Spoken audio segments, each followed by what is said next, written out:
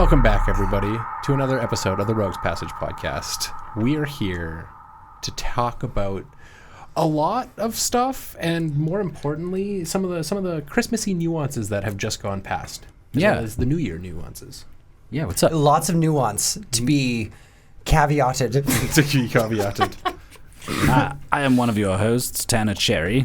And I am a very drunk Brady Magpie, bringing in the new year with some celebration. Some celebration. Yeah, we are vibing over here. I had a very successful hosting tonight. We had, it was like 8 players? 9? Players, yeah. 9 people just showed up. It was getting kind of stressful until Callie pulled... Video here. Yeah, video here. Callie pulled the plug, being like, baby woke up, and it was left to me to kick everyone out. So they're gone now, and here we are still vibing. Sorry. The children do make the rules. This is established. Children, I do have a 2-year-old human. Yeah, children are the future. Yeah, once you bring a Neopet in the world, you gotta stop everything. Yeah. Anyways, how's everyone doing tonight? Yeah, how you doing? Welcome everybody. Rogues Passage podcast episode 14. I think 14. 14? Yeah, I'm Yeah. pretty sure 14. We're still doing the thing. You haven't stopped us yet. We're vibing. We've got we have a whole bunch of like shit on the table here. I'm sure you can see if you're watching on YouTube, which you should be. Yeah. We got secret layers today. This is we're gonna do a video on this. Yeah. We're gonna rip all this stuff open. It's the first time, personally, myself, I've bought secret layers from Wizards. But also, as a group, that we went in on something as specific as Secret Lair to unveil for something as important and momentous as a new year dawning upon us, my gentlemen. Oh, I'm excited. I think our special gift that we got from Secret Lair is we could probably open it here. Right? What, friendship? What do you? You think Wizards sells friendship? You know what? Friendship I is magic. think they have been low key. This might be the hot topic of the discussion today, boys. Magic the dividing. Yeah, some classic, good old capitalistic manipulation. Who knows? What were you implying, Brando, that I opened? Well, yeah, I wonder. Let's get into it first. So we had to put in a huge order on Secret Lair. Yep. I mean, like Not super huge, but like it was sizable. broke huge. Well, three people putting in to receive one specific piece of product around the because- holidays, yes, around it was the holidays. expensive. It was a gamble. Yeah. That being is right spent here. over $200 American on Secret Lairs. 200 American gets you the Locust God traditional foil edition special secret layer. This is basically, I don't know. I have a thing for xenomorphs, and they made a Locust God is my favorite deck, if I haven't said that before. And they made like a xenomorph cave painting style. Well, yeah, Locust like God. a Peruvian, sand painting. Was it the one? Is it Peruvian? Yeah, I don't know. well, You know what I mean? Some It's- ancient. Yeah, it looks like a sand art. Egyptian, Sumerian, pick an ancient Yeah. pick an ancient culture. It's beautiful. Way to be a bunch of white boys in a podcast right now. Anyway. a little bit. Look, I said it was a cave painting, and then you went into specifics. It's all good. It I'll looks take the bullets beautiful. there. It is looks so beautiful. It is beautiful. It is absolutely. Wizards, you Here. did it. Yeah, actually, yeah, right there. Wizards, you did it. You figured out how to get my money. I have been looking adoringly at secret layers this whole time. I really have. I've been looking adoringly, but I've never been like, yeah, I'll pay 75 American for that. You know, I guess not 75 American. Usually they're what? They're like 30, 40 bucks, right? It depends on the Secret Lair, because there are some that are a little bit more premium than that, where they themselves just have better cards in them, so that they're a slightly higher price. But the general average, about 30, 40. It's kind of how they like get around the reserve list aspect of some things. You're like, here's a card that hasn't been reprinted in a long time, or it's the contrary. It's like, here's a card that's abused, but here's a much more valuable version of it. Yeah, I wouldn't say that. Not quite to the standard reserve list. That is an exaggeration, but Yeah, I wouldn't say that they're reprinting cards that are not able to be reprinted, because they can't do that. but it is amazing to have a special edition Coco.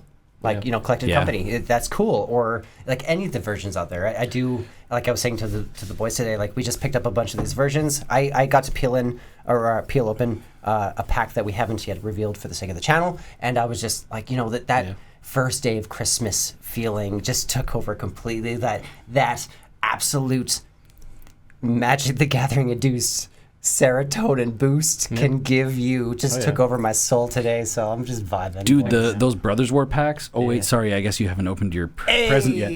But I did.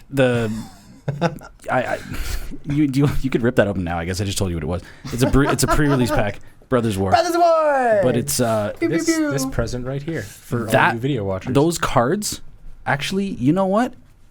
The internet is in love with ASMR. Rip that open right now and open a pack just for the sake of those cards smell like crack cocaine. Yeah, you got to do multiple. So this is like a layer effect right now. So we're like onions, okay? Right. He's going to Shrek this box. The Rogue's Passage. Take a moment with the paper. Yeah, calm down. With the cardboard. Can't do ASMR if you're talking. The plastic. I can't ASMR if you're talking, Brady. The Rogue's Passage swiftly enters the box opening category. You guys got to stop. Slower, baby. Oh, God. Oh, there's no more couch for you.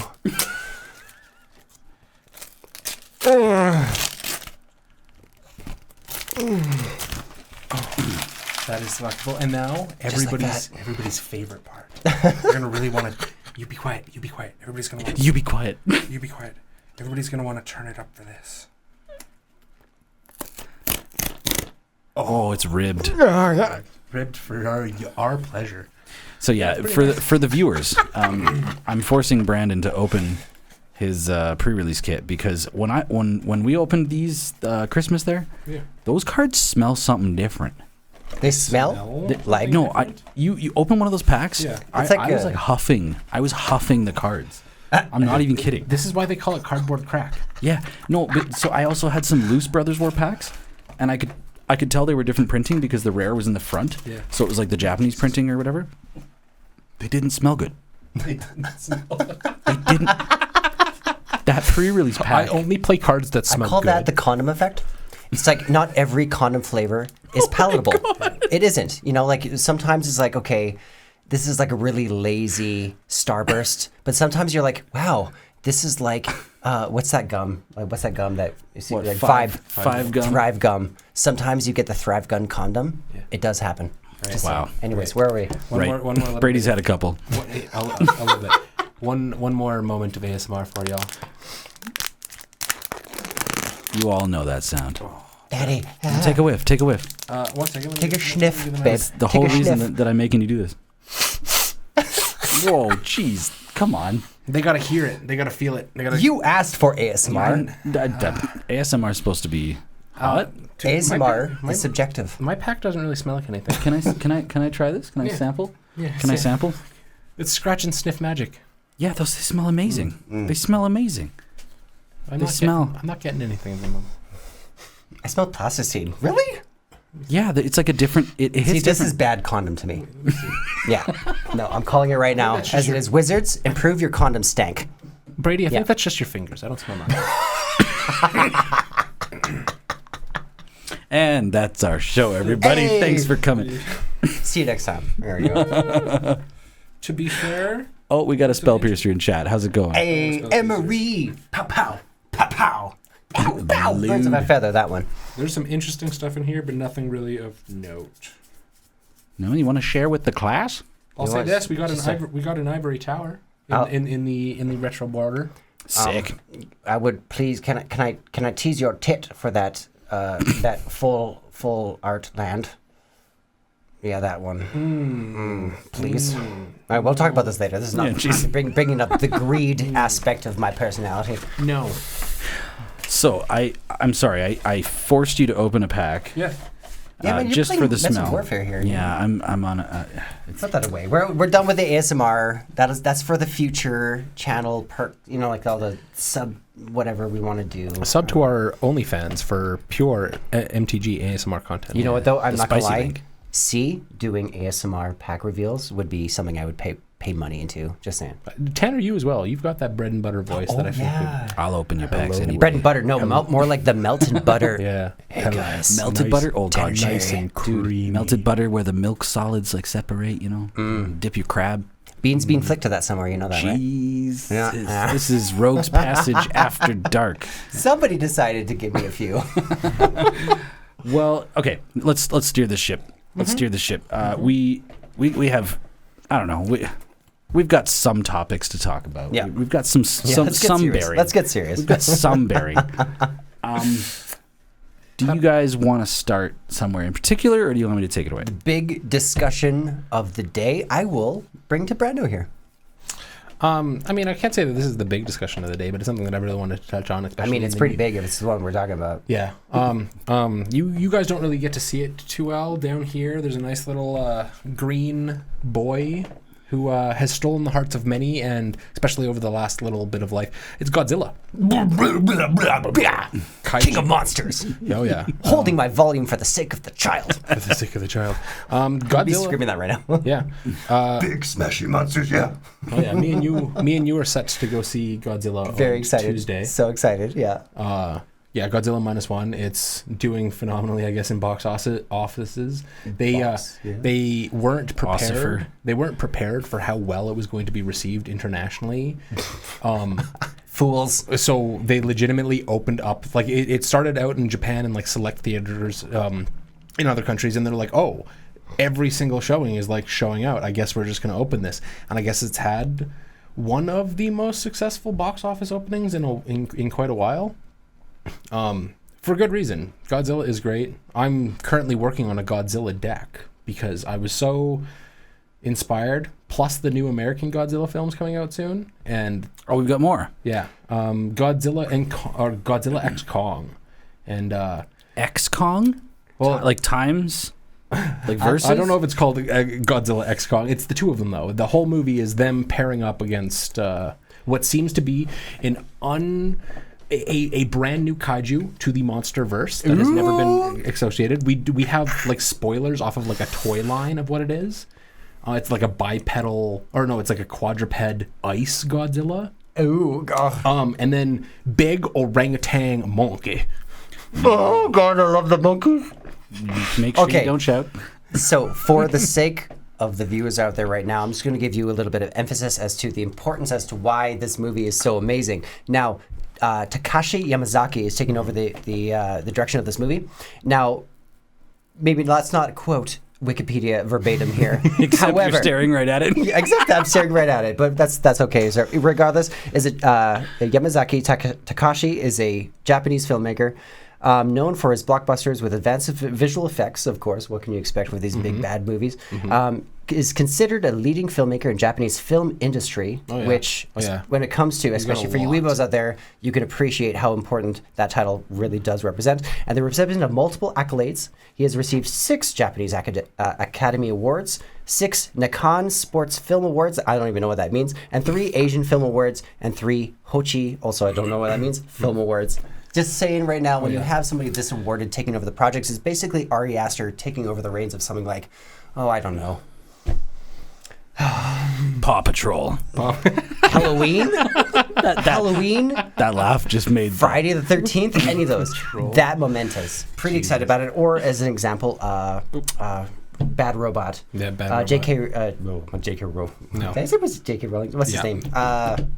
J.J. Abrams taking over Star Trek or something like those lines. Yeah. Like, I'm so excited. And I don't, I'm doing as much as I can to hold back as much context about this film as I can. I don't want which spoilers. film? About Godzilla -1? -1. Yeah, for our movie date. Okay. Yeah, so it's gonna be exciting. Can I ask a question? I know I'm the one of these three that I guess is less connected to the Godzilla universe. Why -1? What does it mean? Does -1 mean like prequel? Does -1 mean like instead of the first film or like 0 or like is it? I will be the first one to answer this. I don't know. I do. I kind of do. It's not a prequel. No, Takashi went into this project and he's been like vocal. There's been a bunch of interviews. Go check out some of those interviews. Just hit that Google search.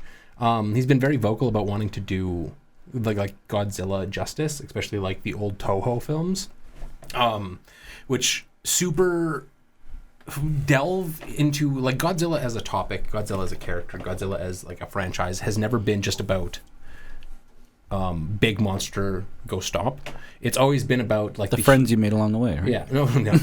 Exactly the opposite. It's about like the hubris of mankind, our ability to misread mistakes and to put hesitancy on our ability to like respond to things that are important, especially when it comes into the way of like human pressures and or like human pressures and natural disasters. Like the original Godzilla itself was a commentary on Japan's the whole post new World War II bombing of nuclear Hiroshima. testing. Yeah. So Correct? nothing to do with Hiroshima, but basically this is basically like effectively, you know, the same kind of trope of The Last of Us and all that other kind of stuff. Like humanity's hubris, thinking it just knew too better, and then literally ultimately having the rug pulled from its feet and faced with this omnipotent force that is, unlike Last of Us, which is really, really not sexy. We have a big, beefy boy. You're saying Pedro Pascal's not sexy? No, he's Zaddy. No. He's sexy like I'm sexy. He's got the dadness to him. The sexy that I'm referring to He's not Jason Momoa has nothing sexy. to do with fungal monsters, okay? I will say- What I'm talking about is Godzilla being a chunky, thick boy.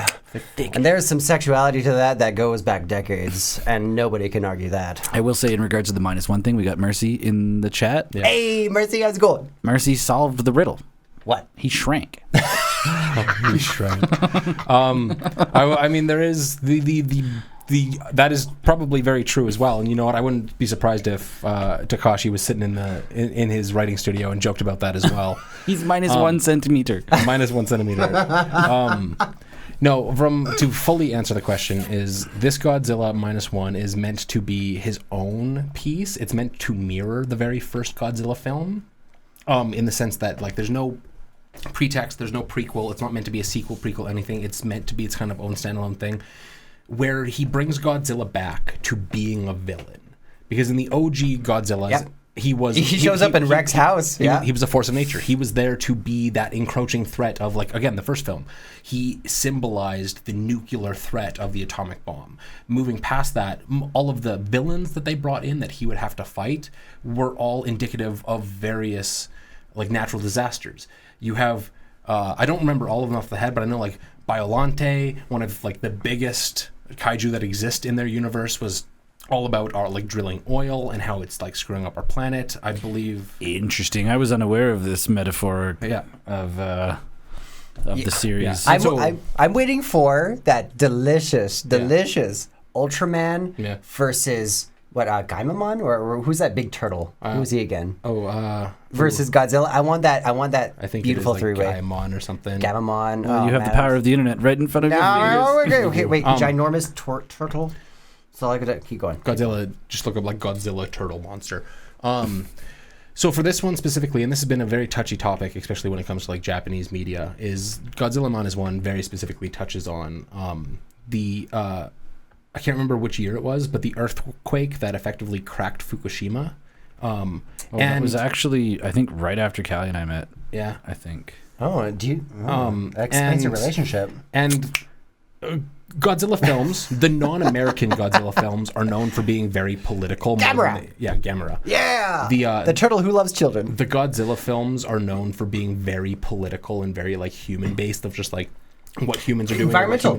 Incredibly environmental based. So Godzilla -1, just to prepare people. I had no idea. We haven't seen Godzilla -1 yet, but I've seen a lot online, and no spoilers kind of thing. But it is the nature of what is the old Godzilla films, and this part of why it's called -1. It's meant to be -1. It's meant to be a new one. I don't know the significance of the minus, but it's like a remake more than it is a prequel or a sequel. So let's see if you guys agree with me here. So we're all. I mean, you're the oldest of us. You're the boomers of the millennials here.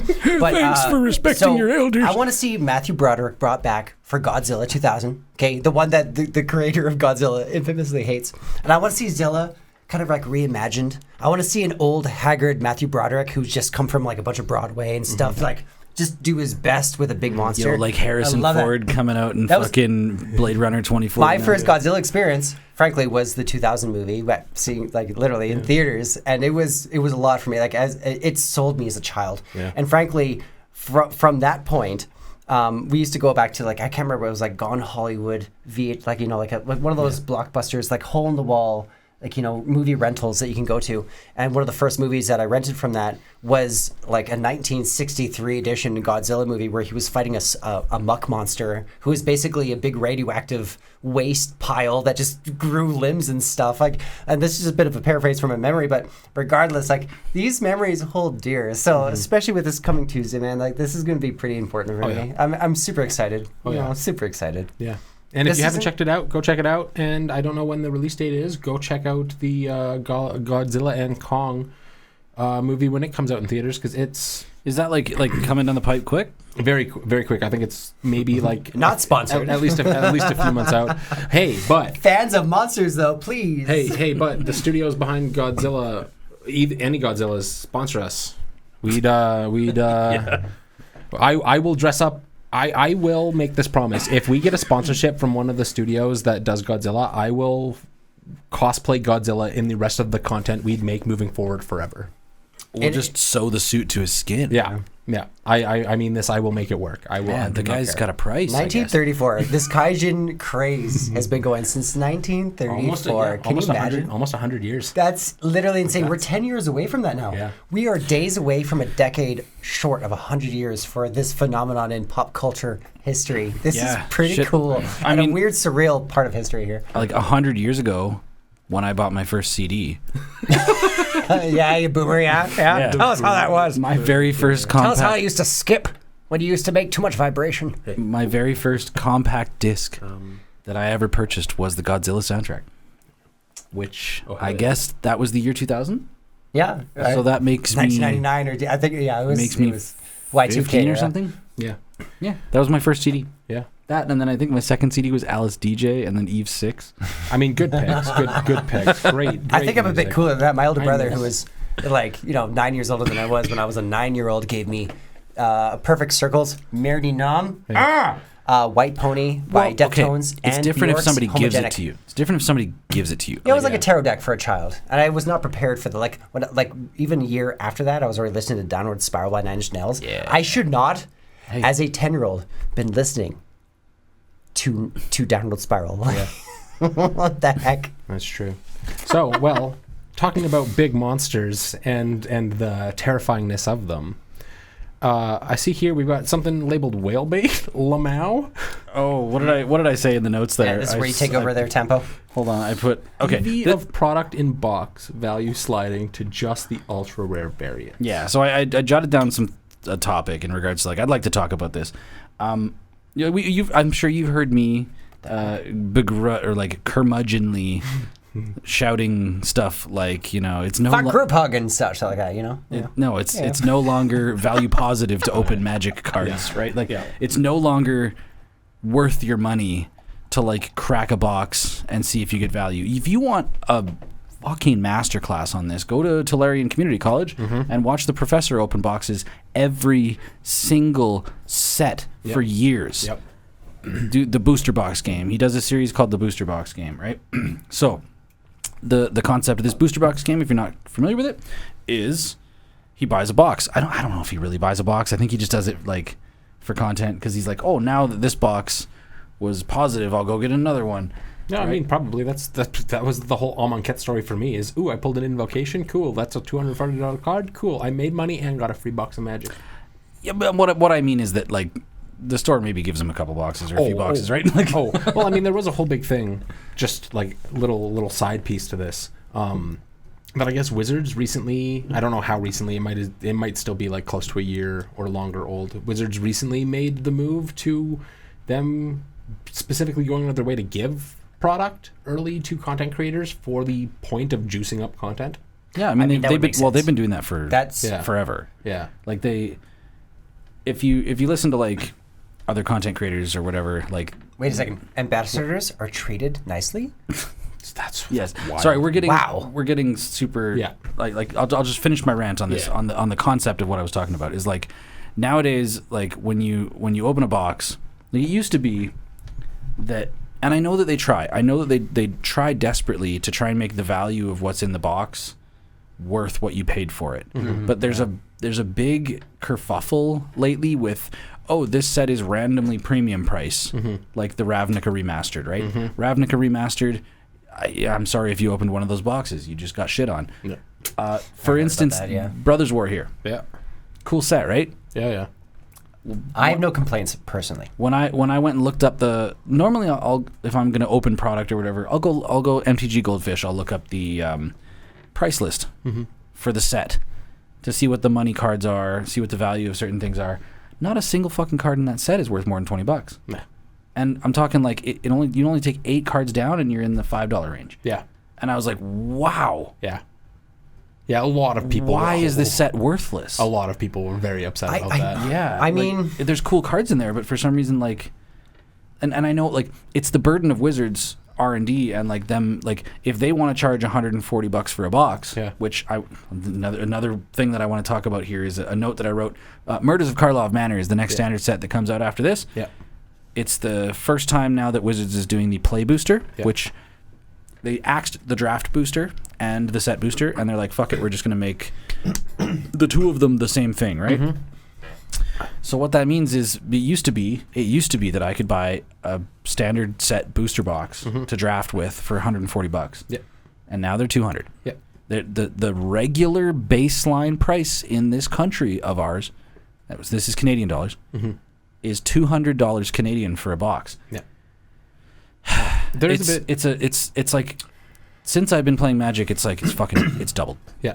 There is a bit of an answer to that, and it's an unfortunate one. And I'm going to steer you all back to the Clarion Community College again. Yeah. The professor, maybe about a month ago, did a video on this talking about, and I don't think we should really get too much into this. I think it's good that we make note of it.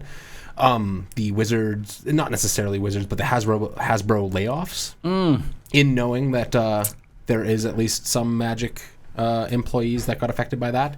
Yeah, like Paul Cheon got fired, dude. A lot of people, I don't think any three of us know collectively enough to really like sit back and like voice anything too drastic of opinions here, but the professor did a phenomenal video where he breaks it down. He justifies the understandable reasons why big corporations do this, and then still sits back and points out the exact flaws of why doing things like this don't make a lot of sense, and how, especially when it comes to like Wizards of the Coast for Hasbro being their big money makers, kind of came out of left field for no reason of like, why are you crippling the workforce of the people that are making you the most money? You know, it's funny, like a year and a half ago, it was all through the news that there was this trust fund, or not trust fund, hedge fund. Yeah. Hedge fund company or like organization, where it just so happens that one of the people on this hedge fund team was John Finkel, a very decorated Pro Tour, like a legend name in old school Magic. And they suggested, they did this really weird thing where they did an open letter to Wizards saying, you need to leave Hasbro now, because they are mismanaging you and they're going to be the death of you. And we invite you. I think what they did was they gave an invitation to be the subject of a corporate takeover. Well, like, actually, they basically said, like, you should sell your company to us and we will manage you. And at the time, it was like, dude, Hasbro's like, what are you talking about? Wizards is like the one fucking company we have that makes us like crazy money. Yeah. Now, why would Hasbro do that? There's So down the funnel of nuance. So one of the past directors of Wizards of the Coast, I can't remember his name right now. I think it's Brian something. Can't remember.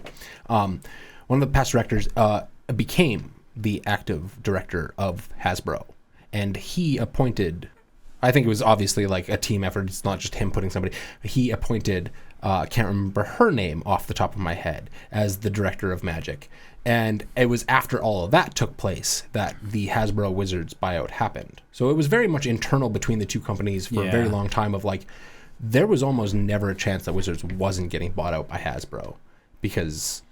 I mean, that kind of assumption when it comes to big corporation, like big corporate control, can eventually be assumed that when something is making enough money, it will be eventually absorbed by a bigger, more predatory creature.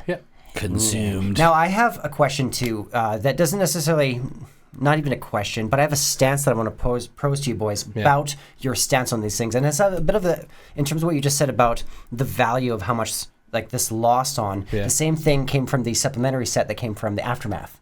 Aftermath was it was a bad design. So in a similar way, here's where my stance is on both of those sets, because I happen to be in the 1 in 10 category that falls under the categories of please no matter what, which is a weird vague way of saying that the cards just happen to vibe with me no matter what I saw. Like, especially when it came to Aftermath, there was many of the commanders that I've been making since, like Hidetsugu and Kairi, that I'm like, oh, these are so good. Or no, sorry, that was March of the Machine. Who am I thinking of?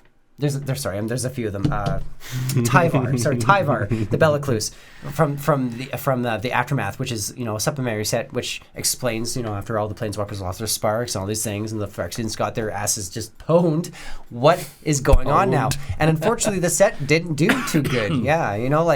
And unfortunately, there's a lot of those cards that no matter what, whenever I get my hands on them from these sets, I am just so pleased by. The same applies to Theros. Yeah. Theros back in the day kind of whiffed on some mechanics, but it was famous for amazing other, introducing gods and things like that. Famous for others, but then when it came to Born of the Gods and everything else after that, it was like Constellation whiffing, Inspired whiffing, mechanics that just basically made no sense, but we still see these gods in the game being played regularly today. Now we have... I'm one of those kind of players who just, fawns over, I guess, the Charlie Brown tree. I will add to this that no one's saying that the cards are bad. Yeah. Right? The cards will be the cards and they will be useful in the decks that they will be useful in. What I'm speaking more towards is when I buy 2 collector boosters of the Lord of the Rings for 100 fucking Canadian dollars and I get $14 worth of value out of them. Yeah. Ooh, I lucked out with my collector's pack. Yeah, you guys did. I got like... But the problem is even if you hit, you just come shy of the value. And what I put in the thing here is EV of product in a box, value sliding to just the ultra rare variants that hardly anyone will open. And what I said here is the Ravnica remastered anime cards. In Ravnica remastered, people are saying basically like if you open a box, the only way that you're seeing your money back in any way is if you hit one of those super rare variants, which are just increasingly super rare. I guess they reprinted the Nephilims too, right? But what that means is that like 9 out of 10 people get hosed. Yeah, and that's not like. I think that if you're curating sets like that, what I'm talking about is if that happens to me enough, I stop buying product. Yeah. Actually, question. Right? Perfect moment to interject you here. Now, because you are the more or less 60 card format player among us, how does a Ravnica Remastered affect Pioneer and Modern? It doesn't. It's all reprints. Yeah, it's all reprint. It's okay, then whatever. It's a remastered set. I had a bit of a thought there, but I guess it doesn't matter anymore. Because unfortunately, if it has even no impact on that, that is a whiff. That's a big dry stale part. It is just a remastered set, so it is remastering cards that have already been created. That's unfortunate. That'd be really cool. Can you imagine like Dominaria remastered? Imagine Radiance and Pioneer. I would love to see Radiance, which is like you choose a top, like Radiance. There's one I can't remember. It's like a destroy target enchantment. And then all enchantments that share a color with it. I want to see Radiance come back. Where did Radiance come from? From the first Ravnican set. Period. Which Ravnica. Okay, so Ravnica. Pioneer starts from Return to Ravnica. Exactly. So we're talking like 2004 or 5 or whatever. I'm a bit of a parrot. Yeah. Not maybe 6 or 7. I do. But old. I do feel you on that though, Tanner, because especially like when it came to, I've been a proponent for the longest time of buying Magic. That no matter what, some sets I buy sets of, some I buy just packs of, some I'll only go for singles, but I never not buy myself a bundle. Oh no! And like my most recent Ixalan bundle, it kind of felt like that too. Yeah, you were saying you got just destroyed. It was the worst bundle I've opened in close to 10 years of buying Magic, and it was just one of those things where it's just like it almost feels like before, it felt like you'd at least, even if you didn't make your money back, you'd at least hit that one guaranteed card no matter what product you bought. Well, actually, I'll give an example because those Brothers War pre-release packs, I bought a bunch of those thinking that we'd do an episode or whatever on them, but like this far past the release of that set, it's like fucking, they're just rotting in my cabinet. Yeah. Let's just open them for Christmas kind of thing, right? Yeah. But like, so I looked up the value of the cards, and I will say, I think I opened 3 or 4 of the top priced cards and still lost money. Yeah. I opened the Mythic Awaken the Woods, the Urza, the Titania. Yeah. I opened there was another one as well. Like I feel like I got good pulls and I still didn't even get enough value for a $40 pre-release kit. I just surmised the value of Ravnica Remastered. And that is the card quality. What do you mean? Do you want a perfect near mint condition this card from 17 years ago? Well, guess what? Ravnica Remaster will provide you that perfect condition card. Actually, that kind of makes a lot of sense. It makes a lot of sense, and unfortunately, just so you've got old. That's the only value to the set. You've got old cards, right? You're trying to fetch for these cards online, and there's not a huge the resale cards market. need to be reprinted that are desirable, and exactly that. We're going to take a lot of functionally useful cards, not necessarily expensive cards, but very well played. A lot of cards that are probably going to continue to have very. Do you want much a near use mint in card from formats. Ravnica? Period. Well, guess what? All you have is remastered. Yeah. Congratulations. The card quality just got better. Yeah. That's all. Is that the value? Some may argue the card quality has gotten worse. Well, guess what? We'll leave that to those in the comments. Please interact with us. At least some of the foils. I remember, let's call it 6-ish years of playing Magic. There wasn't a Pringle. I never saw a Pringle. I never saw. You're not right. I never saw a Pringle. And then overnight, it was just like this. You're not wrong. I was actually even holding a card. I was holding a card from the other day. What was it? The first time Explosive Vegetation was ever printed. Yeah. What was that? Oh God. I don't know. I don't but know. It was a bit of an older card. It's got like a decade on it or something like that. And I was comparing it to a card that was also another fetched card because I was working on a green deck from Amonkhet. And the card, like the cardboard quality, like Amonkhet could fold like that, whereas the older card was actually I was able to use it to X-Acto knife scrape the surface of my sleeves, clearing them of that schmutz. I saw you doing that. I was like, wow, this is good. What happened, wizards? So I bought a Devilish Valet for my Locust God deck. I'm just going to put this into the camera. For the YouTube viewers, you'll see how friggin' pringled this shit is. Yeah. This isn't even really the worst. That's not even bad. I've got basic lands that came out of fat packs that are more pringled than that. But that's still... It's pringled. Trust folks. Put your hand in front of it. Do the makeup thing. Do the makeup thing? I'm not exactly a makeup artist. Yeah.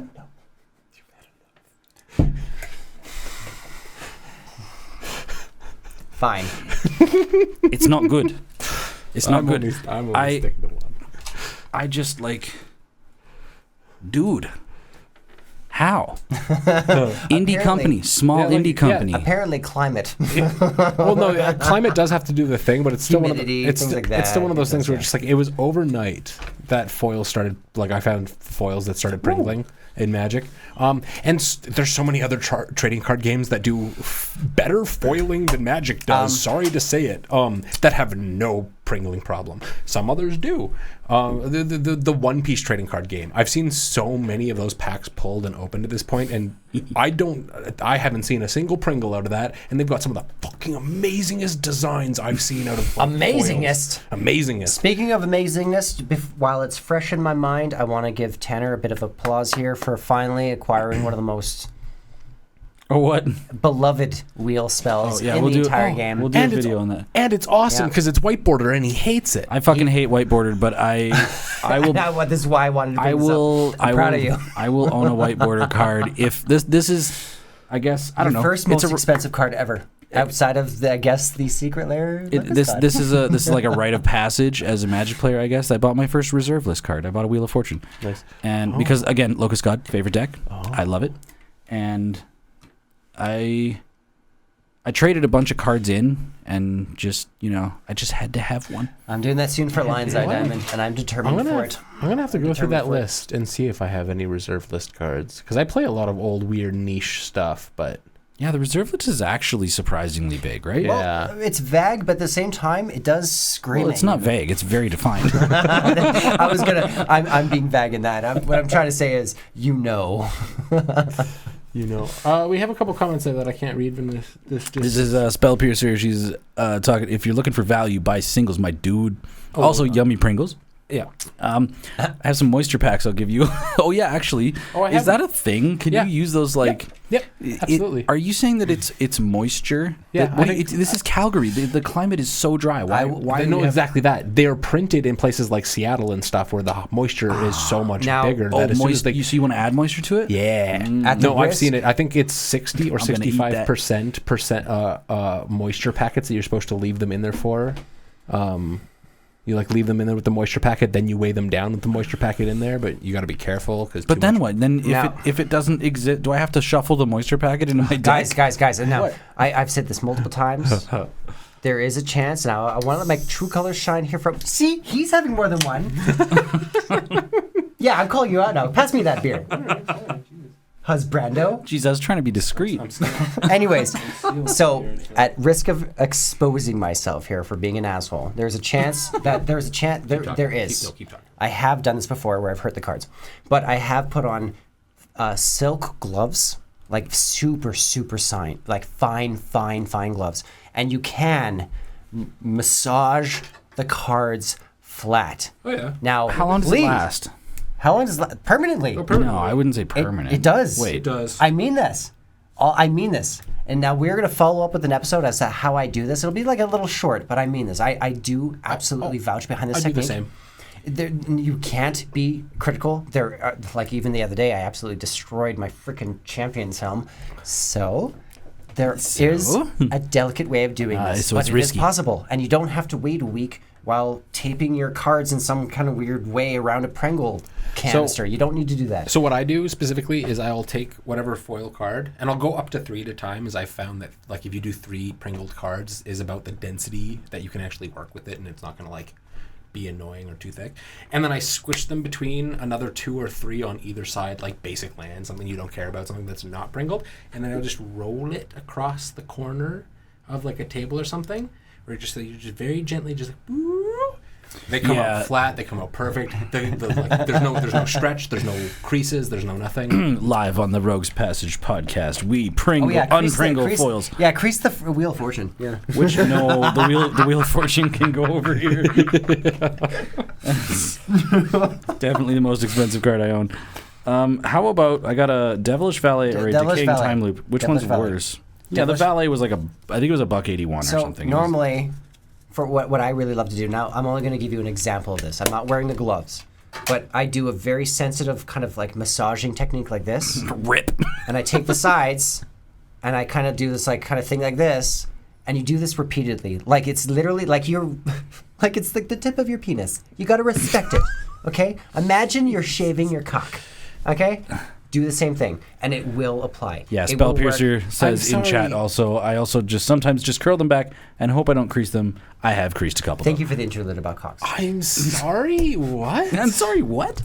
I don't know how your dick works, but mine doesn't. Wait, are you saying you're fearless when you shave your cock? Yeah, you just fucking... You gotta be careful, bro.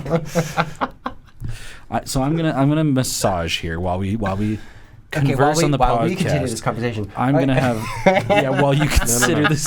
No. While he massages, I have a little. I'm gonna steer us into a little bit of a different conversation because it's gonna be a short one. Sorry, I don't know what we're talking about anymore. We're a little unhinged tonight. It is our New Year's episode. It is technically our New Year. Well, yeah, it'll come out on Sunday. Yeah. That's true. Happy New Year's, everybody. Yeah, Happy New Year's. Filming it.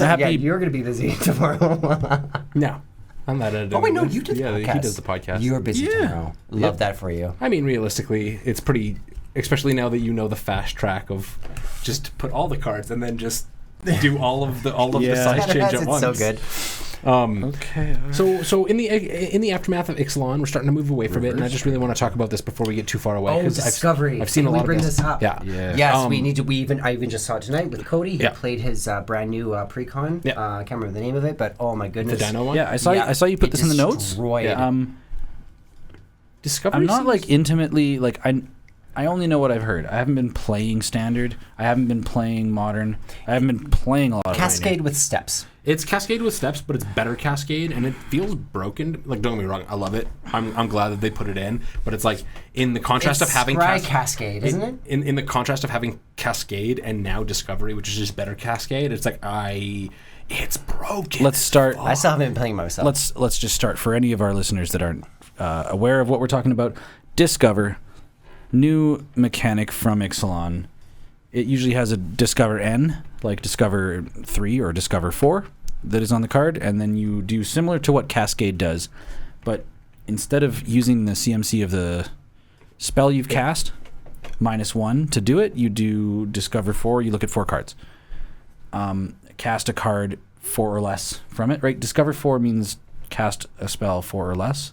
Trying to fill this. Yeah, I guess. Yes, where Cascade was always 1 mana less. So there's 2 things that are really important to talk about with Discover compared to Cascade. Yeah. Number 1, Cascade you get on the resolution of cast. Yeah. Discover you get on the resolution of the spell resolving. Yeah. So immediately Discover is much worse. Yeah. Right? Yeah, much worse. So just for clarification, Discover means exile cards from the top of your library until you exile a non-land card with mana value X or less. Cast it without paying its mana cost, or put it into your hand, put the rest on the bottom of the library. There's the positive. Yeah. So the positive is if you happen to, like, nobody likes to build their Cascade deck with counter spells in their deck or instant speed spells that like That's why I think this is better in that regard. So on that angle, it is better. But if you play a Bloodbraid Elf, and your opponent counters your Bloodbraid Elf, you still Cascade. And that's why I think Discover so doesn't. Yeah. Discover, that spell has to resolve. Discovery is amazing. It's dependent on some circumstances, but when you have Cascade, all you need to do is brew it right and play it right. And that's what I'm talking. You can guarantee it to pop better. And that's what I mean. Like Maelstrom Wanderer players, you bastards, I'm looking at you. And that's what I mean. And maybe it's just like a power creep thing, but like Discover seems broken to me. It just seems kind of. I still, no matter what, when you have that, seems- it was like when Surveil first came out. Yeah. I was immediately pretty Surveil's triggered by fine, Surveil. isn't it? No, but as an upgrade to Scry, it's the same thing. It's the same kind of power creep. With Surveil, you have more options. Because how often is a graveyard a hand? Yeah, these days, Surveil right? is 100% an upgrade to Scry. Yeah, absolutely. I So don't think this- it's broken. I think I'm it's a graveyard valuable. player. I'm a graveyard aristocrats player by Right. heart, definitively. Actually, this leads into a very good point against Discovery. Or sorry, not Discovery. Discover. Yeah, Discover. Discover. Yeah. You got. I would love to hear why you think this mechanic is broken. Yeah. The fucking people who have to ban cards made their statement real quick because Geological Appraiser was the fastest card banned in a format, I think, almost ever. Yeah. And it was 3 weeks. It was unleashed in Pioneer and banned. And it's a Discover card? Yeah. It's funny how they're able to do Geological that, Appraiser. but with Paradox Engine just going under the radar forever. Okay. Things like that are Paradox Engine, like if we're talking about Commander. I mean, in general, I think you can work around something like Paradox Engine, even early game. There wasn't enough groups working on it. But no, let's just preface the fact that in Commander, I think I would be cool with just no bannings ever happening for the rest of time. Oh, I agree. Because it's like the format is a casual format and people have learned to regulate or develop rule power, rule zero. Yeah. And like, I don't think anybody needs to ban anything in Commander forever. Oh, I think I really think it's free not. braids. I think I completely agree. I think we just open up the ban list entirely because let's be real. Like 2 of the cards that first come to mind, sort of thing, it's Prophet of Crufix. Prophet of Crufix. Okay, I still have issues with this card. Yeah, no, but what is it doing that half the things that have been printed over the last 3 years? It demands that it has to be in Simic because of its pips. Yeah. Regardless, though, creatures with flash and untapping all of your permanents is insanity. As somebody who likes to abuse things like Amulet of Vigor, whatever that enchantment is that just I just mean you know what the ones I'm talking about. I just mean in the context of just like as cards. an Alundo player, I pose to you. No, that's exactly what I mean. When it comes to cards that are being printed compared to cards that are banned, there are cards that are being printed or have been printed that are ultimately more broken than some of the stuff that we've been seeing. Where it's like Legolas's Quick Reflections. It does incredible everything. card. It does everything for one. It's on the screen right here. Yeah, it's so good. It does everything for 1 green mana. It's one so green powerful. mana, split second, so you can't fucking respond to it. Untap target creature. That creature gains hexproof and reach. Whenever it becomes tapped, you deal damage equal to that creature's power, and it does fucking everything on 1 green mana. It's a green Ragavan. Like for me, like some cards make sense being banned. Like for me, Leovold, Emissary of Trust, in Sultai colors comes up almost immediately for me. Jordan Cross, looking at you. Each opponent can't draw more than one card each turn. And then you wheel. Whenever a permanent you control becomes the target of a spell or ability an opponent controls, you may draw a card. There's so much going on there in Sultai, and the commander costs 1 black, 1 green, and 1 blue. And it's a 3/3. Like, I do agree that the ban list sometimes, I think it's a matter of debate. For me personally, but from your first point there, I think 7 to 10, 7 being casual, high-powered, 8 being the cedh of high-powered, and then 9 to 10 being what is the math again? 1.2, 0.3 to 0.1 of whatever the power structure is. Yeah. Something like Leovold, for me, in non-competitive, like I would actually vouch that I would prefer to see this in a competitive, like unbanned in a cedh. Yes, we did have this. We did have this discussion on a previous podcast. But as a casual card, I don't agree with it. I would say house rules should dictate again banning. I also wanted to bring that up as well. But something like Leovold, Emissary Trust, here's the prompt again. It's spooky. It's devastating. It's universally banned. Here we are. We're just doing the Macarena here. I don't give a shit. Whatever. I completely agree because free braids and free Emrakul. Free braids, please. I know, you guys have your... I want to turn 1 braids. It's not that good. It's not like the new Cabal. What's the new Risen Nightmare? Yeah. It's not as good as that turn 1 braids. But I still want Cabal Minion to come out turn 1. What I'm thinking of right now, actually, in contrast to what I said earlier, is like the free-to-play tables, the commander tables at the events that we've been going to. I guess it doesn't really change anything. Like if Prophet of Krufix and Leovold and Emrakul are, well, I said Emrakul. You've got me saying that extra R. I mean, she deserves mentioning, though. Always. Because she's always so fucking to the cruel. end of day. Exactly. I'm sure a bunch of people listening right now. I'm on Brando's team, Emrakul for life. Emrakul. Emrakul, baby. My point being, like, these cards are banned. I feel like if they were all unbanned, I think the foundation of Rule Zero discussions is commander wide in the general community where people will sit down and like, man, I don't know. Your deck can be trash, but have that Emrakul in it that's and where it gets still be sticky. so toxic. And that's one of the big things too. Is just like maybe have the ban list in Commander and stuff when it comes to competitive, because there's going to be some cards, Lumitri, that are just Lutri. Lumitri. Sorry, I have Lumitri forever. Gisath. And what's the Astushi? I say the names of magic cards wrong because it's funny. Is it Saffron Akatsuki olive. or is it Atsuki? There you go. Right, It's like Stephen Hawking. I'm sorry, a PH is never an F. Dude, the guy's not even with us anymore. I should have done that. Stephen Colbert. It's not a V. It's an F sound. It's. I'm sorry. Well, we'll see you guys later. This is the point, though. Fun making content. When it comes to the Rule Zero thing, and I want people out here listening to this to debate this for themselves as well. Now, imagine something that we've been bringing up Rule Zero a number of times within our podcasts, and even in our own even in our own pods. Sometimes people really don't understand what it means. Now, do your research, but also listen. Hopefully, you've been listening to our podcast, so you know what it is. Now, imagine that Wizards suddenly, out of nowhere, decides to try to rule Zero.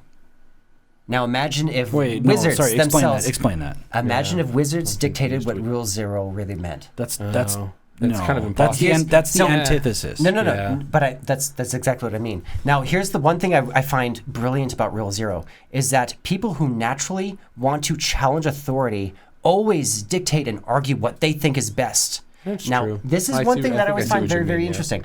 Which is why when a governing body can be helpful. Ironically, it's almost like a matter of trust issues. People are like, oh, Rule Zero, fuck, I want to play what I want to play. Cool, fine. But there's a format out there for you. Yeah. There is a format outside of, let's say specifically, Commander. Yeah. Which is my pool. Yeah. There is a format for you outside of Commander. Go find it. Don't spread your weird vitriol online. I love this. No, I mean this. No, this makes sense. Stop trying to impose your fucking will on everyone else to make the format work the way you'd like it to. Stop being so human in a game where there is elves, gnomes, gargoyles, horrors, nightmares. Stop being so freaking human about Tentacles? it. Please and thank you. What? Tentacles? Tentacles. Use your imagination. Eldritch. Stop being so boring. So, I agree. like I will say, I'm being critical on that. That's me being critical. you need to- Stop being boring. You need to just simmer.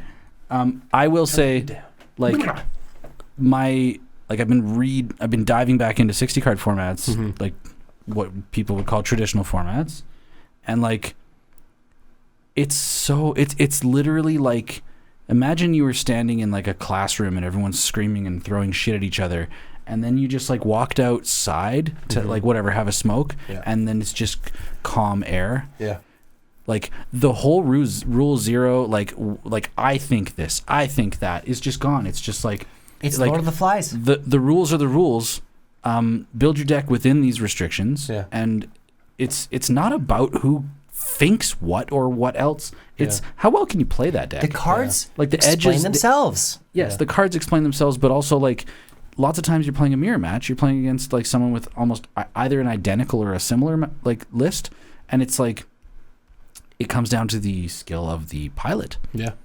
And it's like, it's not about like, oh, you were allowed to put that card in your deck, or like you were like, it's just like that, like a lot of that noise is just gone. Yeah. It's gone. I feel like a lot of that too comes from, especially when it comes to like a lot of the 60 card formats. You don't see a lot of 60 card formats being played in multiplayer. And I think that really boils down to it, where like politics specifically out of commander or multiplayer formats on Magic, really add a lot to that. Like even it comes to like commander 1v1. Realistically, you're not going to need a turn 0 in the way that you do with a 4-player game, because you need to have that bigger discussion. Well, I mean, there is still, I guess, that still falls in turn 0 is what power level?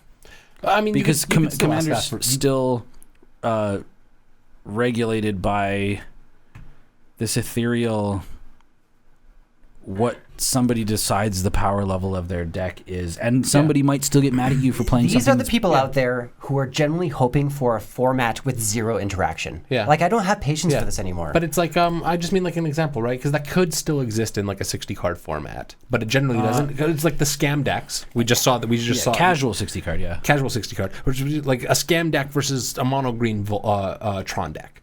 There's gonna be a very that different. was the finals of the Pro Tour. Hey, no one respects a scam. Exactly. You got neutered, but respects. Which is funny. You want to know? I'm just gonna slide this in here. Yeah. You know what happened the week after the bannings? Rakdos Scam won the fucking event. Yeah, Rakdos Scams. What does that tie into my question? I have to bring this back to one of the podcasts where I was like, "Can you down tune Rakdos Scam as it is now?" And you're like, "Why would you do that?" Is that what they did? No, they no one would down tune in a competitive format. No one would ever do that. No one's gonna shoot themselves in the foot. Was this the tail end of that? They lost Fury, right? Yeah. In Modern, They just replaced Fury got Fury? banned. Grief still carried. To be fair, I will qualify with this with the fact that Rakdos Scam overall in that event performed poorly. Yeah. One person who happened to be like an expert on playing that deck found a new build and carried it all the way to the win. Yeah. But that's exactly my point. We're just like, if you were going to be playing 60 card casually, but you're still doing that sort of thing, we start talking about some of our spicier decks, how you're trying to get like Is It God 2. Or not Is It God? Locust God. Is it God? Yeah. He technically is. Is it the God or is it not? Is it God or is it not? I don't know. It's making bugs. I don't like this. But it's like you could still sit down trying to play 1v1 casually with your friend. It's like, oh, here's my scam, here's my mono green Tron deck sort of thing, and being like, oh, they're not really that well matched. Yeah, maybe there's going to be the odd game sort of thing, but if you were to play it like 10, 100, whatever amount of times, like there's going to be one that's clearly coming out on top, and it's probably the scam. Well, see that I do like that because we're talking about scoreboard. We're talking about like if you were to and you could actually use like AI to do, well, you can't really use AI because Magic's so hard. Yeah, but like, dude, no, AI still tripped over Magic. Like, let's say chess matches reason. or whatever, right? Like chess is like all the variables are known. Yeah. You can run a simulation that does like chess. 1,000. No, chess is at this point, after all the years it's been in existence, it is actually, there's like a Bible already of what you can expect, guaranteed. But what I'm saying is that there's you know all of your opponent's pieces. Nothing is hidden ever. So Exactly. you have perfect information. And what you can do is like you can let computers run simulations on certain paths of moves, and you can actually have like, I'm going to let this simulation do 900,000 different lines, and it's going to show me the statistically best one. Yeah. Right? Magic, you can't really do that because there's too- hidden information. it's How a deep could pool. you ever really know, right? But It's like a deep pool. And just but RNG. the one thing Yeah. that I like, I'll do another shout out to the Dive Down podcast, which I listen to avidly. They do a lot of tournament breakdowns for Modern and Pioneer. They'll start out like the first half of their episode. They're going to be like, all right, there was a tournament, like for instance, the face-to-face tour that we went to. Yeah. That Pioneer event was won by, is it Phoenix? Yeah. And they talked about that deck list. They talked about every single, the market share, the meta share of every deck that entered the Calgary event, and how each deck matched up against the other decks, which matchups were good and bad versus like they really dived into the nitty gritty of the statistics of decks. Yeah. And when you look at the statistics of like, here's a 500 person tournament, and you see that Mono Green Tron lost almost every match to Is It Phoenix? Like you can surmise that it wasn't just the player that lost that match. You can surmise through statistics that the matchup is poor. Right? Yeah. So like because of that, like if you run these matchups over and over again, you can see that like scoreboard. Yep. And that's exactly my point, because when it comes to like the turn zero discussion, I think turn zero discussion only really exists in the it's the political sense of multiplayer, because as soon as you sit down 1v1, you can kind of talk it out and be like that, but 1v1, even if you're trying to play casually, it's competitive. It's you playing Smash Bro against your buddy. Neither one of you is giving each other that free stock life. It's you're going for the win. So there's no politics there. So there's no reason to turn zero. Yeah, why would you neuter your scam deck to play in Smash Bros? You wouldn't. I You just wouldn't. Still, but I'm an anarchist. That's why Commander is built from the ground up as a casual format. And that's why, principally, I think there's two of us who are Commander players, and you are the shining, triumphant 60-card format I still adore badass Commander. bitch that you are. I mean as a great example to that sort of thing, for the longest time in Magic, and hate me for this because it's not a proud moment in my Magic career. For a long time, whenever our play groups or like the various play groups that I've been a part of wanted to start drifting back into 60, and I'm like, you don't really though, because as soon as you get into 60, it turns into this nuance where it's just like it's the saltiest, most hyper competitive stuff that I've ever seen, and like I've seen it kill play groups. It doesn't have to be salty though. It doesn't have to, but it boils. And here's my example. Because my go-to deck, and I was a part of this, I was feeding into my own, I was basically feeding my own false pretenses for what 60 card was. So I had a counter burn deck. I had a legacy counter burn deck. And it was, you want to get back in 60? Cool, throw something together. And that deck existed as a way of just like, no, you want to play Commander. You want to play things that are more fun and nuanced, because it was this counter burn. It's like, okay, yeah, turn 1, turn 2, here's my Gutter Snipe, here's my Vexing Devil, here's my this, here's my that. You go to cast a spell? No. Counter spell? Cool, take 4 damage. Next spell? Nope, countered, take another 4 damage. Well, you seem like you're reacting very emotionally to taking 4 damage, right? Like okay. No, that's what I mean. This was my deck. It was built to it was built in to 20 life. It was built to kill people's want to get back into 60, because like this is what 60 is. It's bullshit. No, it's not. And I agree. But that was my false pretenses at the time, where just like I didn't respect it for what it was, where it is exactly that. It's the competitive format. It's fun, but it's fun in a different way than like Commander generally is. I you know what? I'm gonna explain something that I've never experienced, but I would love to. But it was like one of the most like invigorating thoughts. Like I listened to some pro players talk about their experience, and like I think that we would all enjoy this. Oh yeah. Picture yourself in this setting. Picture this: you're in Vegas. You play in the Pro Tour the next day. Mm-hmm. You still haven't figured out what deck you want to play. Mm-hmm. You have to register your deck choice by midnight, right? You and your 5 other team members are fucking locked up in your hotel room. All you have is Red Bulls and the decks, and you're trying to take turns playing each deck against each other just to try and crush as many matches as possible. so that you can collectively come to the decision of which deck you want to play. Yeah. At that point, nobody gives a fuck who built the deck, whose deck is stronger. You're all trying to do like research. You're all trying to like, okay, let's play another game. Okay, in this match, this was really bad against the mid range. You know, like it might have been way smarter if I removed your turn one play immediately. Well, you're thinking about like play pod mentality, like the people who conceived Right, exactly. I'm talking about these like high tier these teams, right? These teams that not only develop these decks, but the way that they play them and the way that they're like there's no emotion. It's all about like, I don't care if you beat me. I'll play this deck. Let's play it 7-10 times in a row. If you beat me every time, I gain the valuable information that deck is better. Like it's all about like moving forward with like I love that thought. I would love to do that. I love how in the family that kind of thinking is, frankly, it does. There's so much correlation in that. Oh yeah, and you've sparked my re-interest in getting back into this, even just like your nuance for Pioneer, because it's never been some. It's like you've said it a couple of times. You've said it a couple of times, and I think the best way to describe it is like, Commander is. I kind of said this on a post on Facebook the other day as well. I have two anecdotes. I'm gonna say the first really.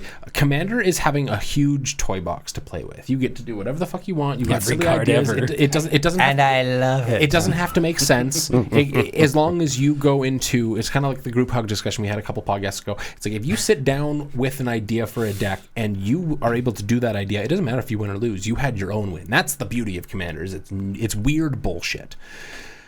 60 card formats are surgical. And that's the point. And that's something that I didn't appreciate back in the day, where it's just like, it's how fast and how quickly and how sophisticatedly can I win with, like you're not looking to do the Alundo thing, where it's just like, oh, here's like 18 pieces that I'll have to like do the. But I'm okay as a competitive player now, though. I can, and I've had a talk recently with Tanner when I kicked his ass at Pauper. I was like, there is my brain nodes are connecting. I'm remembering things. There's core memories coming out of nowhere. Yeah. And actually, one thing, perfect segue here. Tanner brought up this amazing point. Now, I'm not sure how much longer we have in the recording here. We've been actually going pretty decent, but we have been vibing. So I need to bring this up, guys. Tanner. It's New Year's. Let's go. You brought this up the other day. It was about a week ago. We actually got a little bit heated because we were a bit teetered about a later discussion that night. But you brought up the solid point I need to bring up. So, format shaming and why...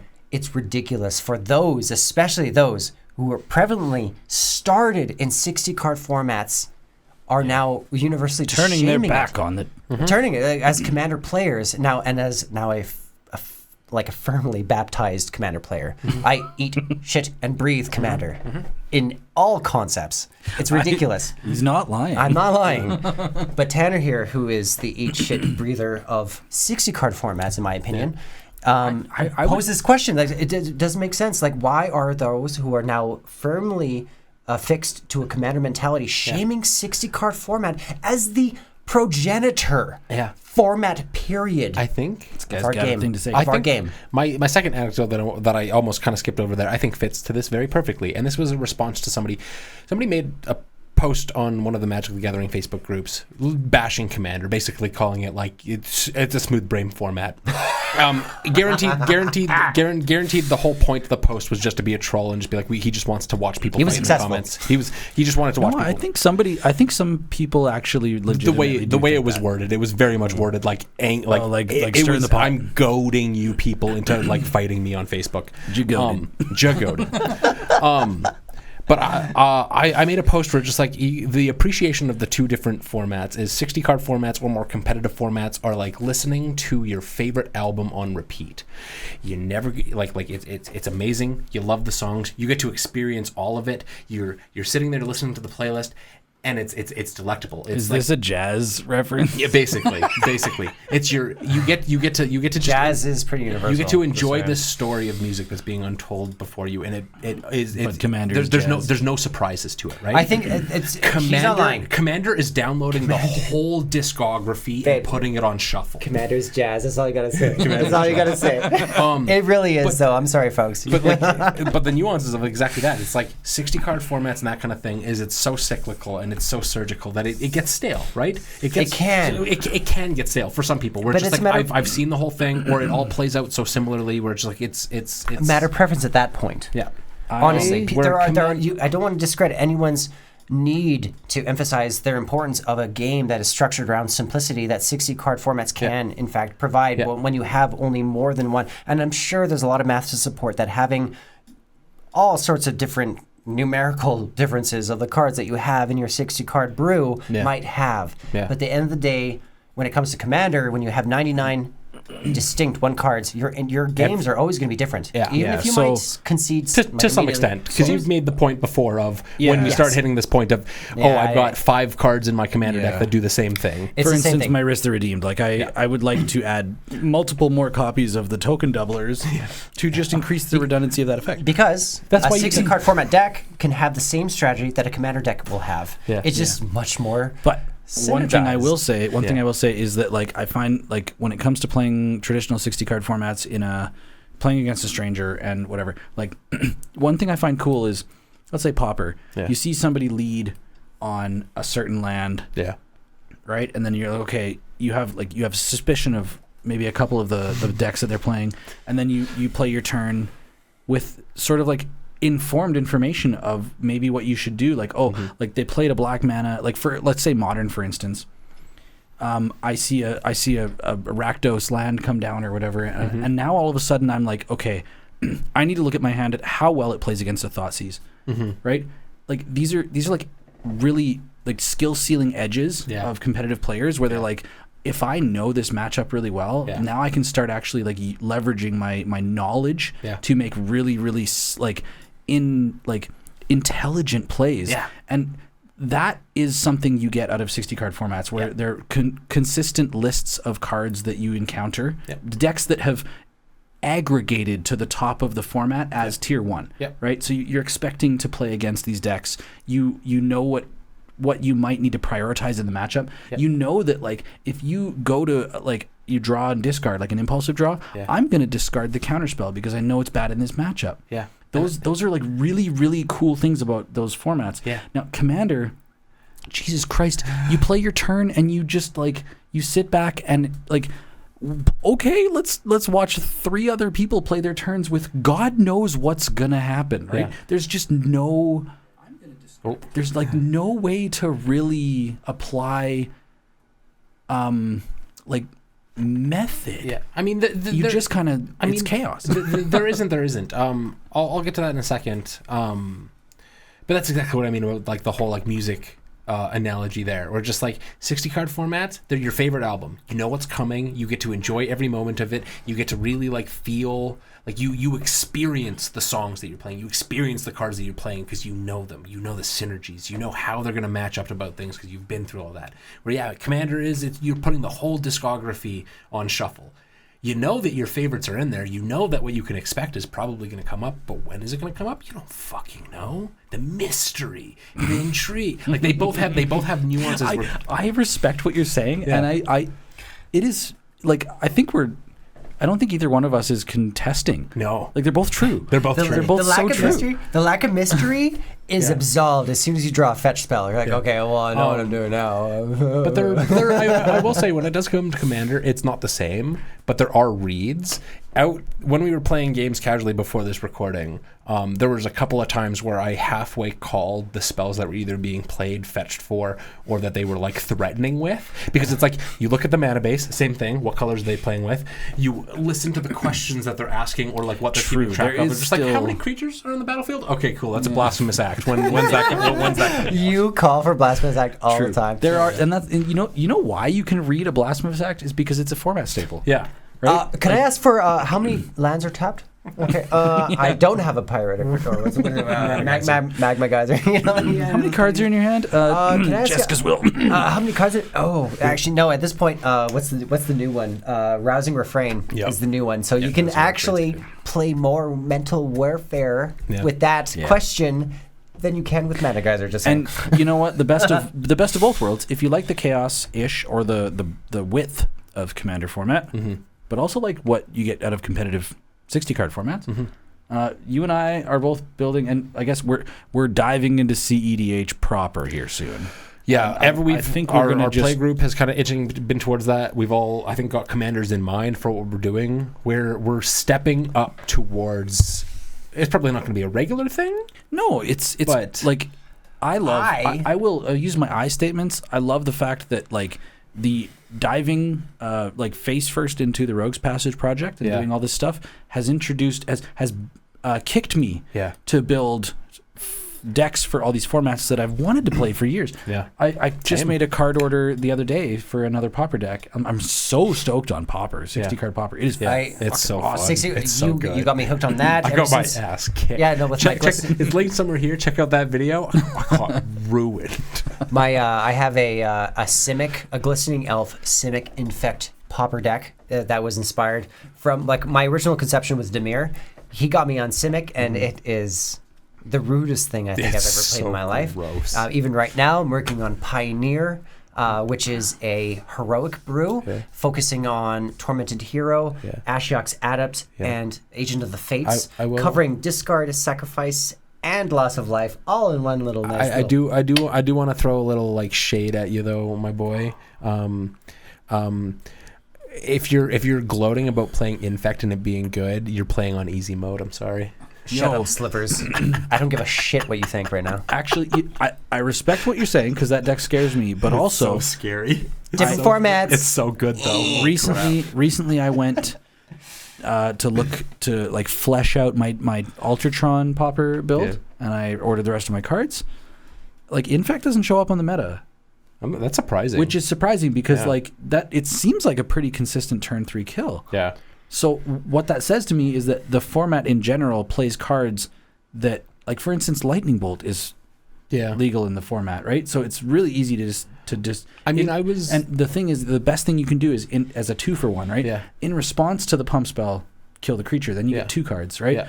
So I was actually looking at that too. I wasn't like building it, but it was still one of those things where it's like, okay, if I'm gonna like try to build. If we're going to be building more 60 cards and like more Pauper deck sort of things, like it makes sense for us to kind of like work with our own meta that we're building.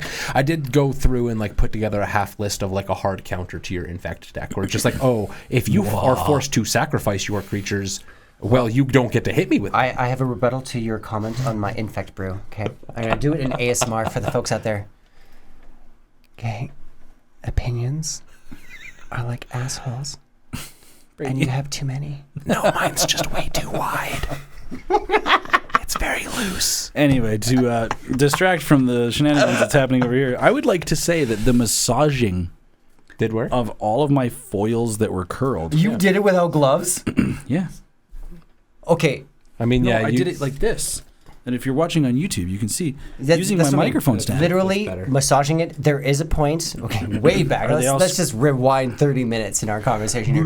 When it comes to the unprangling of the cards, you want to go delicate. Yeah. And when I say using silk gloves, you are basically, if you do want to eventually trade them in, whatever value that you're worried about, because frankly, the prangling only comes from foiling. I mean this. And all you got to do is sleeve them up, put them into a deck, and the rest is easy.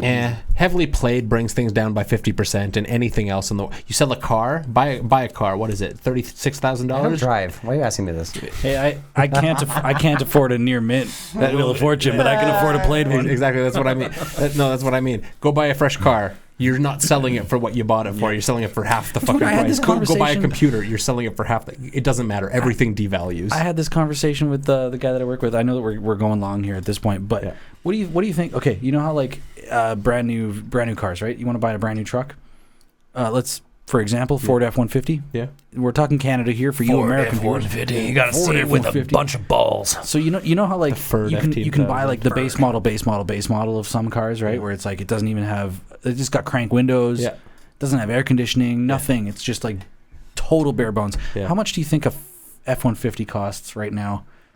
About a whole bare bones tree fitting. Like the base bare minimum. Yeah, like you get no options. I don't know. I'd almost want to say like 50,000. No, I don't know. 49.9.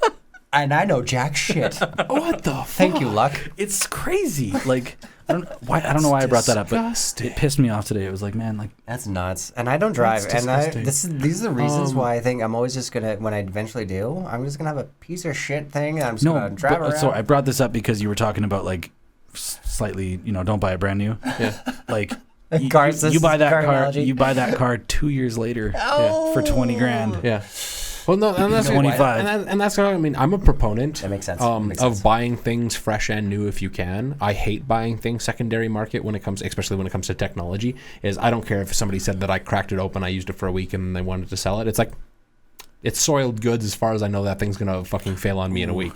But when it comes to paper cardboard like magic, as long as I can read, This is a brilliant segue. oh yeah, as long as I can read what the card says, it fucking works. That's all I need to know. This is a brilliant segue into this Commander Legends box that I've had for years. What was the thing that you wanted to do with this? So what I want to One of do the with most this, unromantic things ever, but at the same time understandable. I just want to say one little thing before you crack into that. Much to the chagrin of my playgroup, I had a like $800 mono black demons deck that I did not sleeve for like years, and all of them have edge marks on them, and people still give me shit about being like, "Why didn't you sleeve that?" It's like, because I don't give a fuck. I'm not selling it. I love it. yeah. So unromantically, Yeah. I do not own a Jeweled Lotus, and I would like to. Right? Yeah. I might. It might be in this box. I don't think you have a Jessica's Will either.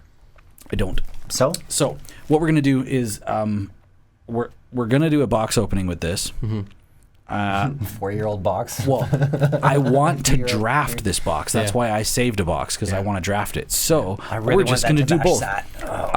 I'm gonna snip open every pack, look inside, and see if I got like to do a box opening. And Not then tonight. Not I'm tonight. just gonna shove them back into the pack, and we'll draft them later.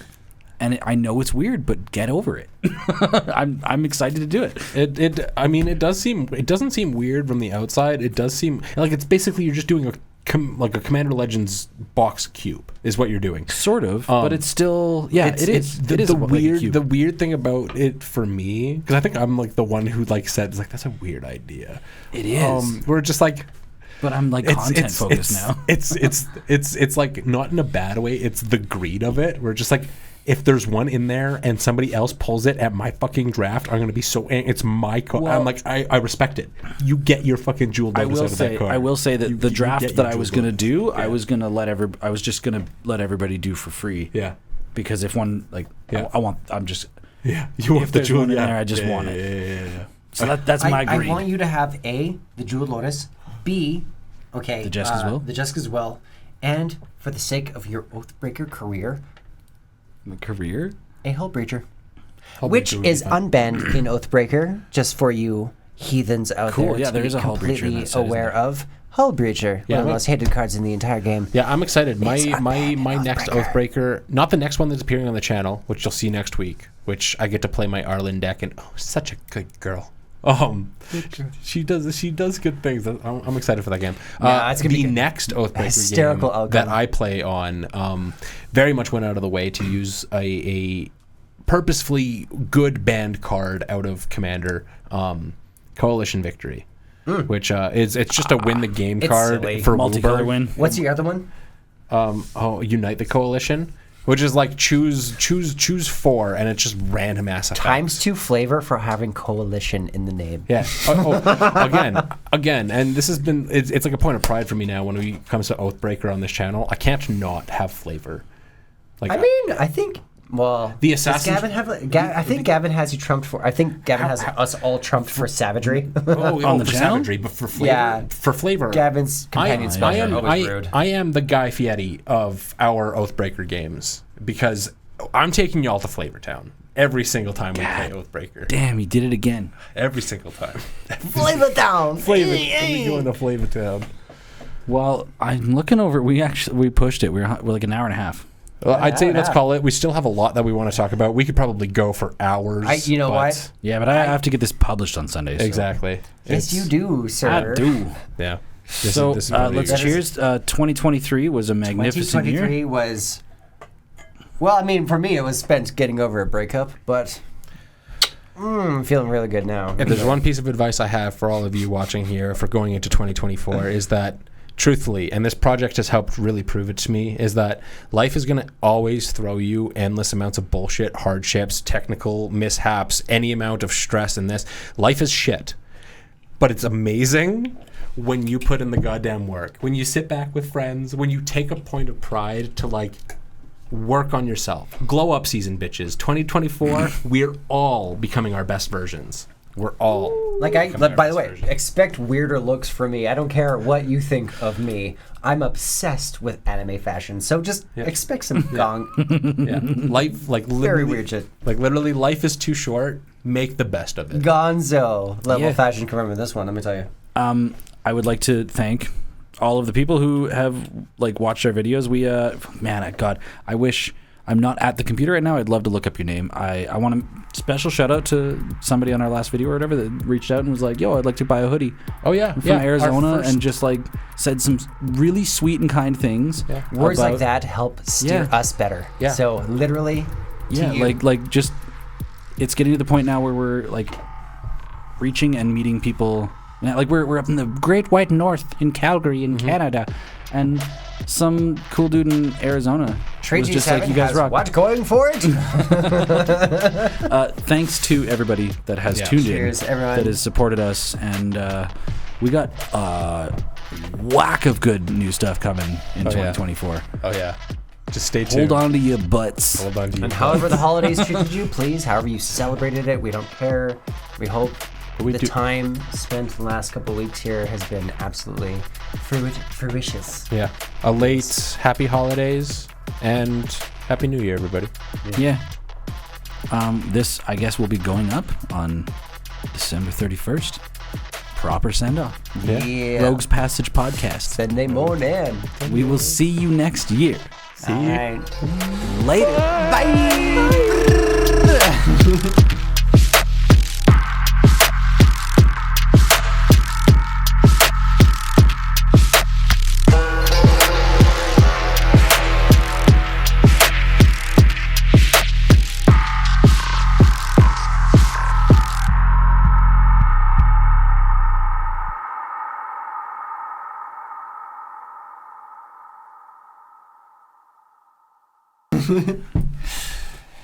Okay, now let's talk about how much we hate everybody. Especially all of you Twitch viewers. God. Fuck, it was so hard keeping up pretenses.